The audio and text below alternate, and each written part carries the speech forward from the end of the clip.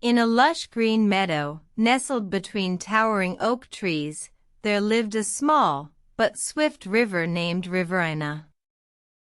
Riverina was known far and wide for her swift and graceful flow. One day, a wise old tortoise named Turtleia wandered into the meadow.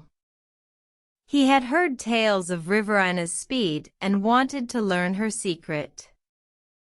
Turtleia approached Riverina. "Dear Riverina, I've heard of your swiftness. May I learn your secret?" he asked, his voice as soft as the rustling leaves. Riverina replied, "I am swift, but I also flow with the wind and the earth. To be swift, one must learn to adapt and follow the natural rhythm." Turtleia, intrigued, tried to mimic Riverina's flow. But he found it difficult, for he was a tortoise, not a river.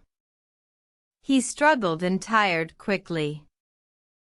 Seeing Turtleia's plight, Riverina said, "My friend, you are not a river, but you can learn to flow like one. Embrace change, adapt to the situation, and you too shall find your own swiftness." Turtleia pondered this wisdom. He realized that just like a river, he too could adapt to the challenges life threw his way. He started moving more smoothly, flowing with the wind and the earth. From that day forward, Turtleia moved with a newfound grace and speed. He had learned that being swift wasn't just about speed, but about adapting and flowing with life's rhythm. And so, the story of Riverina and Turtleia serves as a reminder that adaptation, not just speed, is the key to overcoming obstacles and finding our own unique swiftness.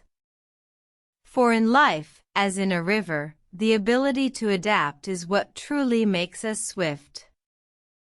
Moral: embrace change, adapt, and find your own unique swiftness.